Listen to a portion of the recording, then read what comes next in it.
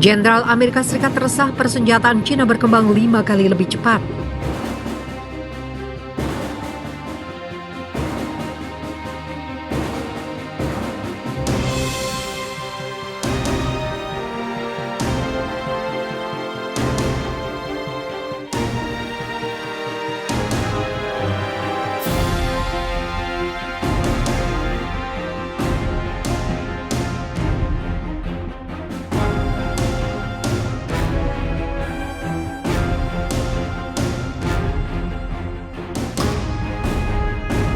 Jenderal Amerika Serikat resah persenjataan Cina berkembang 5 kali lebih cepat. Seorang jenderal Pentagon mengaku resah dengan persenjataan baru Cina yang berkembang 5 hingga 6 kali lebih cepat daripada persenjataan Amerika Serikat. Hebatnya, pengembangan persenjataan itu dilakukan Beijing dengan biaya yang murah, namun bisa memberikan keuntungan strategis yang tidak dapat dibiarkan oleh Washington. Dalam paratis daya beli, mereka menghabiskan sekitar 1 US dollar hingga 20 US dollar kami untuk mendapatkan kemampuan yang sama, kata Mayor Jenderal Cameron Holt, petinggi Angkatan Udara Amerika pada konferensi industri di San Diego. Kami akan kalah jika kami tidak dapat menemukan cara untuk menurunkan biaya dan meningkatkan kecepatan dalam rantai pasokan pertahanan kami. Holt yang mengawasi semua pengadaan senjata sebagai wakil asisten sekretaris Angkatan Udara membuat komentarnya pada konferensi untuk kontraktor pemerintah federal bulan lalu. Namun pidato itu baru terungkap baru-baru ini ketika sebuah majalah online The War Zone melaporkannya. Sang jenderal menyalahkan sistem alokasi lambat dikelola mikro Amerika yang efektif selama Perang Dingin karena menempatkan Amerika Serikat pada posisi yang kurang menguntungkan. Dalam lingkungan hari ini benar-benar akan membunuh kita, kata Holt yang dilansir dari Russia Today. Misalnya, kata Holt, proses penganggaran yang tidak fleksibel mengharuskan petugas untuk mengetahui 4 tahun sebelumnya jenis teknologi apa yang akan mereka butuhkan dan mereka secara hukum dilarang melakukan penyesuaian untuk membelanjakan uang secara lebih efektif selama tahun alokasi kecuali jika mereka melalui proses revisi yang rumit di Kongres. Sistem ini menciptakan insentif yang salah untuk membelanjakan semua uang secepat mungkin dalam batasan sempit tentang bagaimana hal itu dianggarkan.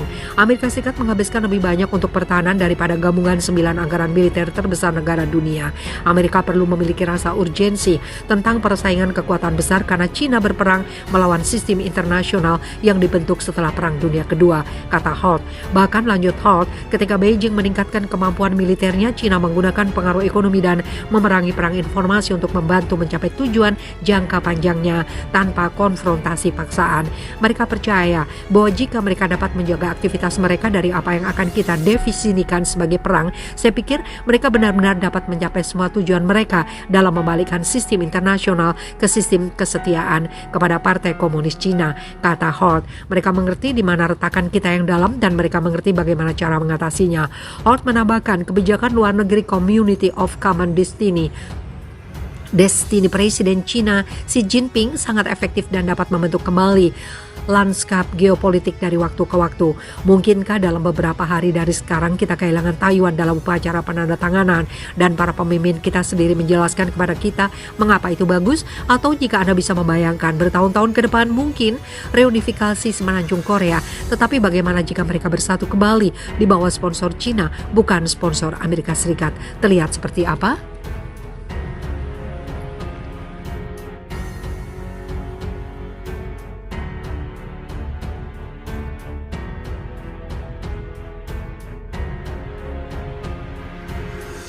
Isu Taiwan menjadi topik perseteruan antara Amerika Serikat versus Republik Rakyat Cina. Dinamika politik internasional ini bikin deg-degan.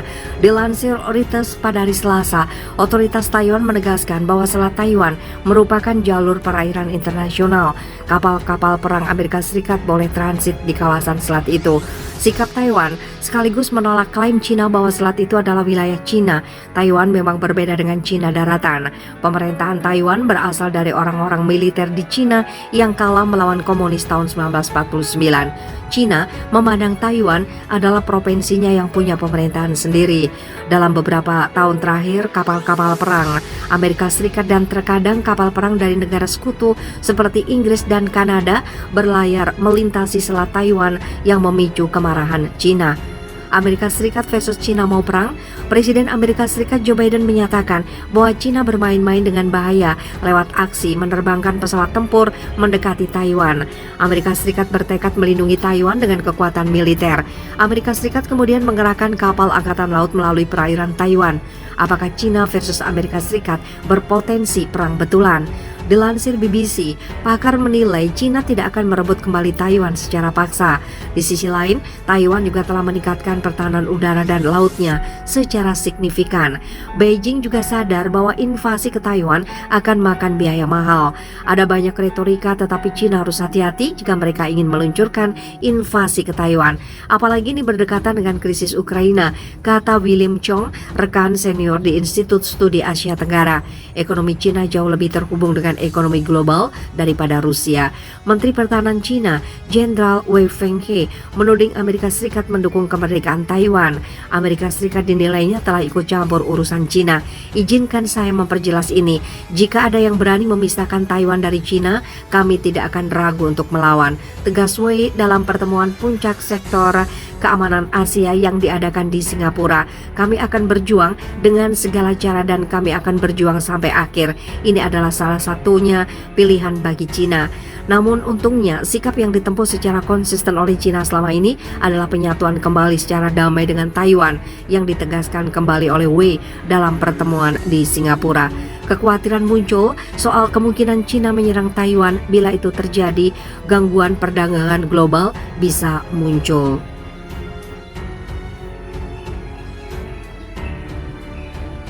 Efek bisa lebih besar ketimbang Rusia versus Ukraina.